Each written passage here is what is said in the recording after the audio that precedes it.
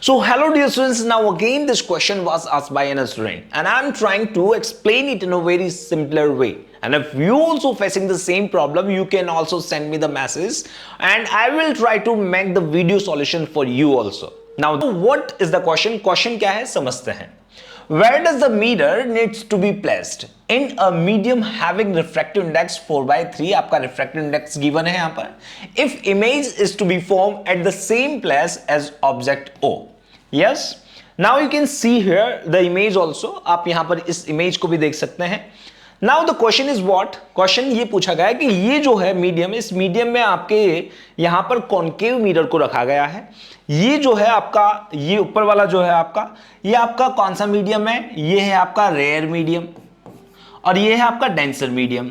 The refractive index of denser medium is given to you. How much it is? Mu equals to 4/3 is given to you.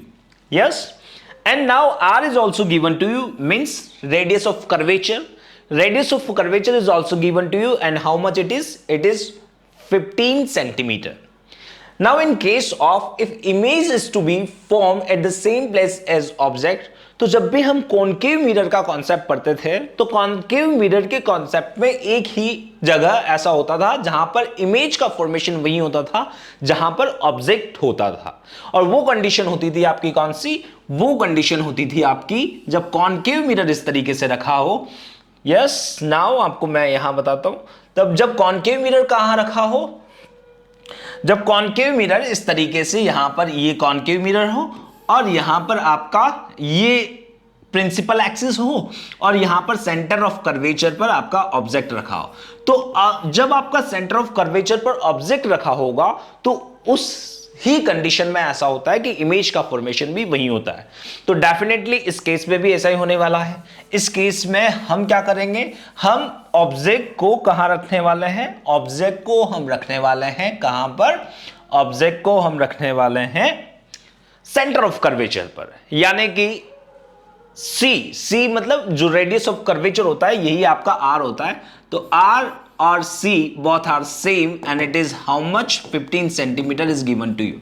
Now let's understand first of all कि यहां पर रे diagram कैसा बनेगा. चलिए रे diagram को हम पहले समझते हैं कि रे डायग्राम कैसे बनेगा. देखिए जब यहां पर अभी आपका इस जगह पर ऑब्जेक्ट है, यहां पर आपका ऑब्जेक्ट प्लेस्ड है. अब जब ऑब्जेक्ट प्लेस्ड है तो ऑब्जेक्ट से जब रेज आएगी तो रे इस तरीके से, मैं मान के चलता हूं कि रे आपकी इस तरीके से यहां पर आ रही है. ये now rays is coming like this. अब जैसे ही यहां पर रे आएगी व्हाट हैपेंस, क्या होगा पहले समझिए. यहां पर कि रे इस तरीके से आएगी तो क्या होने वाला है. Now what happens here when ray is coming like this, when the ray is coming from the rare medium and it goes towards to the denser medium, तो डेंसर मीडियम में जाएगी तो डेफिनेटली ऐसा होगा कि नॉर्मल की तरफ shift हो जाएगी. Yes, so where it is normal, normal कहां है? नॉर्मल को देख लेते हैं हम. Normal is here, this is the normal. और नॉर्मल के टुवर्ड्स शिफ्ट हो जाएगी, यानी कि नॉर्मल से जाना किधर चाहिए था? इस रे को, इस रे को जाना चाहिए था, इस रे को जाना चाहिए था सीधा, बिल्कुल ऐसे सीधा. पर ये ऐसे न जाके क्या हो जाएगी? शिफ्ट हो जाएगी towards to the normal, normal की तरफ शिफ्ट हो जाएगी. Yes, you can see here, देखिए नॉर्मल की तरफ शिफ्ट हो गई है, ऐसे नॉर्मल की तरफ शिफ्ट हो जाएगी. Yes, you can see here normal की तरफ शिफ्ट हो गई है ना. वेरी सिंपल सा है कि जब भी आपकी कोई रे रेयर मीडियम से डेंसर मीडियम में आएगी तो डेफिनेटली ये नॉर्मल के टुवर्ड्स शिफ्ट हो जाएगी. वन रे इधर से भी आने वाली है, तो वन रे जब इधर से भी आएगी तो किस तरीके से आएगी? देखिए आप यहां से वन रे आपकी इधर से भी, यहां से भी आएगी. Is it clear to everyone? यहां से भी वन रे आ रही है आपकी. अब देखिए यहां से जैसे आएगी सेम प्रोसेस होगा यहां पर भी. जैसे ये एंटर करेगी कहां पर? रेयर मीडियम से डेंसर मीडियम में, तो जाना किधर चाहिए था इसको? इसको जाना चाहिए था बिल्कुल ऐसे सीधे, पर होगा क्या? Because of the refractive index में चेंजेस आएंगे और रेयर से डेंसर में जाएगा तो ये नॉर्मल की टुवर्ड्स शिफ्ट हो जाएगी, नॉर्मल के टुवर्ड्स शिफ्ट हो जाएगी, यानी कि ये भी इधर शिफ्ट हो जाएगी. Yes, now after that what happens, क्या होगा? ऐसा होगा कि ये जब रेज को हम आगे बढ़ाएंगे, यानी कि इन रेज को जब हम आगे बढ़ाएंगे ऐसे, यानी कि इस तरीके से इन रेज को बढ़ाएंगे आगे, तो ये रेज जो है हमें कहां से आती हुई लगेगी, appears to meet at this point, इस पॉइंट पर मीट होती हुई लगेगी, हमें यहां पर कहीं मीट होती हुई लगेगी। यस एवरीवन, आई होप कि आपको ये समझ में आ रहा होगा कि क्या हो रहा है, व्हाट हैपेंस हियर, कि जब हम इसे आगे एक्सटेंड करेंगे तो एक्सटेंड करने पर व्हाट हैपेंस, ऐसा होगा कि ये यहां से आती हुई हमें दिखेगी कि appears to meet at this point, इस पॉइंट पर हमें मीट होती हुई दिखाई देगी। देन डेफिनेटली ये वाली डिस्टेंस हमें निकालनी कि ये डिस्टेंस कौन सी होगी। यस, ये वाली डिस्टेंस हमें, we have to find out this distance, हमें ये डिस्टेंस फाइंड आउट करनी होगी। ये डिस्टेंस कितनी होगी, this distance we have to find out. This is the, यहां पर आपकी क्या बनेगी, ये ऑब्जेक्ट था, यहां पर आपकी इमेज का फॉर्मेशन होगा, इमेज फॉर्मेशन हियर, है ना, इमेज का formation. So this is the image height, ये आपकी इमेज हाइट हो जाएगी, this one is the image height. Yes everyone, look at here,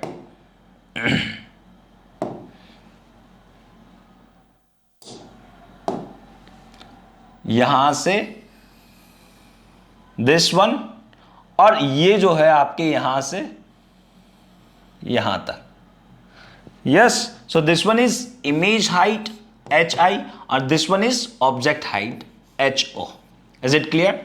now what happens here, अब यहां पर क्या होने वाला है समझना, हमें ये निकालना है, हमें ये निकालनी है, यानी कि ये जो अपरेंट डेप्थ है, जो एक्चुअली में ऑब्जेक्ट यहां है पर अपरेंट डेप्थ कौन सी है आपकी, ये है। तो जब आप अपरेंट डेप्थ निकालते हैं तो इसका फॉर्मूला होता है क्या, 1 μ2 equal to μ2 upon μ1 equal to real depth upon apparent depth. Yes everyone, just everyone look at here, इधर देखिए, मैं यहां लिख देता हूं 1 μ2, मैं ऊपर इसको मूव कर देता हूं, just everyone look at here, इधर देखिए। तो अपरेंट डेप्थ का फॉर्मूला होता है 1 μ2 equal to μ2 upon refractive index of glass 2 with respect to the 1 equal to the real depth upon apparent depth. Yes, real depth upon apparent depth. अब यहां पर real depth upon apparent depth कैसे लेंगे ना, μ2, जहां से रे आ रही है ना वो μ2 होता है। Yes everyone, just look it here, कि जहां से आपकी रे आ रही है और इस रे यहां पर, इस पर, ये जो ग्लास स्लेब है, इस ग्लास स्लेब पर या फिर जो भी है यहां पर इंसिडेंट हो रही है, तो यहां इंसिडेंट हो रही है, तो यहां का पहले रिफ्रैक्टिव इंडेक्स μ2 यहां का होगा, तो यहां का रिफ्रैक्टिव इंडेक्स कितना होगा, 1, ये क्योंकि एयर है, दिस वन इज एयर, ये आपकी एयर है और एयर है, तो इसका रिफ्रैक्टिव इंडेक्स होगा 1, और ये जो है आपका इसका रिफ्रैक्टिव इंडेक्स है 4/3। तो यहां से आपका क्या होगा, यहां से रिफ्रैक्टिव इंडेक्स आप इस तरीके से लिखेंगे, नाउ 1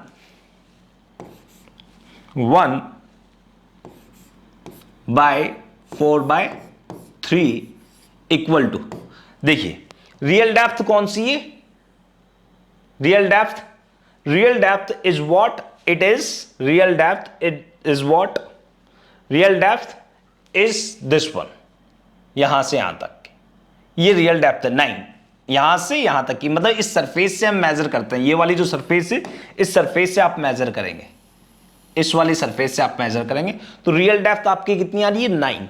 तो यहां पर हम रियल डेप्थ को फाइंड आउट कर लेंगे, रियल डेप्थ कितनी आ रही है आपकी, yes everyone, real depth is 9, real depth is 9, and now we are going to find out the apparent depth, apparent depth को हमें फाइंड आउट करना है। तो apparent depth equal to the how much, 9 multiply by 4/3, this is the apparent depth. और यहां से आप क्या करेंगे, इसको कट कर देंगे, देखिए कट करेंगे तो 3 टाइम्स कट हो जाएगा, 3 टाइम्स कट होगा तो कितना आ जाएगा भाई, 3 सेंटीमीटर, 3 नहीं 12 सेंटीमीटर आ जाएगा आपका, 12 सेंटीमीटर आपकी अपरेंट डेप्थ आ गई है। Yes, is it clear to everyone? 12 centimetre is your apparent depth, यानी कि हमें मिरर को ऐसा लगेगा कि ऑब्जेक्ट जो है यहां पर रखा हुआ है, और ये जो डेप्थ है, ये डेप्थ एक्चुअली में कितनी है, ये डेप्थ जो है आपकी 12 सेंटीमीटर है, यहां से यहां तक का आपका। यस, सो यहां से यहां तक की जो डेप्थ है आपकी, यहां से from this to this this one is how much, this one is 12 centimetre. Now हमने ये फाइंड आउट कर लिया है। देखिए यहां से ये ऑब्जेक्ट बना है और ये इमेज बना है। If image is form at the same place as object, तो आपसे पूछा गया where does the mirror is placed, mirror को कहां रखना है ना। तो हमें मिरर को कहां रखना है, क्योंकि एक सेम प्लेस पर बन रही है, जहां ऑब्जेक्ट रखा है वहीं आपकी इमेज का फॉर्मेशन हो रहा है। तो यहां से यहां तक की डिस्टेंस कितनी होनी चाहिए, सेंटर ऑफ कर्वेचर के बराबर, क्योंकि एक ही ऐसा केस होता है जिसमें आपका ऑब्जेक्ट जहां हो वहीं इमेज बनती है। वो कौन सा केस हुआ, सेंटर ऑफ कर्वेचर वाला केस हुआ। तो यहां से यहां तक की डिस्टेंस टोटल कितनी होनी चाहिए, दैट शुड बी 15 सी के बराबर होनी चाहिए, यानी कि सेंटर ऑफ कर्वेचर के बराबर। और ये r इक्वल टू 15 सेंटीमीटर आपको गिवन है। तो that should be how much, that should be, yes everyone, that should be how much, that should be 15। और 15 कितनी है, height of image plus x equal to the 15 centimetre, 15 centimetre. देखिए यहां से height of image ये रही आपकी, height of image is what, x plus ये हाइट ऑफ इमेज, x यहां से यहां तक की ये जो है 15 सेंटीमीटर होनी चाहिए। तो this one is x and this one is height of image. So total कितनी होगी, hi प्लस x, और दैट शुड भी कितनी होनी चाहिए, 15 सेंटीमीटर। इसकी रेडियस ऑफ कर्वेचर के बराबर होनी चाहिए। Now what is the answer of it, इसका आंसर क्या आएगा, हाइट ऑफ इमेज यानी कि इमेज कहां रखी होनी चाहिए, hi इज व्हाट, मतलब x, hi is what, hi is 12 centimeter plus x equal to the 15 centimeter. Now from here x, the value of x is 15 centimeter minus 12 centimeter. So x is what, x is how much, it is 3 centimeter. 3 centimeter is your answer. ये आपका answer होगा। इसका मतलब ये है कि यहां पर जो आपका जो ये मिरर है, concave mirror, that should be placed यहां से, इस लेयर से 3 सेंटीमीटर की डिस्टेंस पर रखा होना चाहिए यहां पर। This should be placed at 3 centimetre, यहां पर 3 सेंटीमीटर की डिस्टेंस पर रखा होना चाहिए। This x should be 3 centimetre.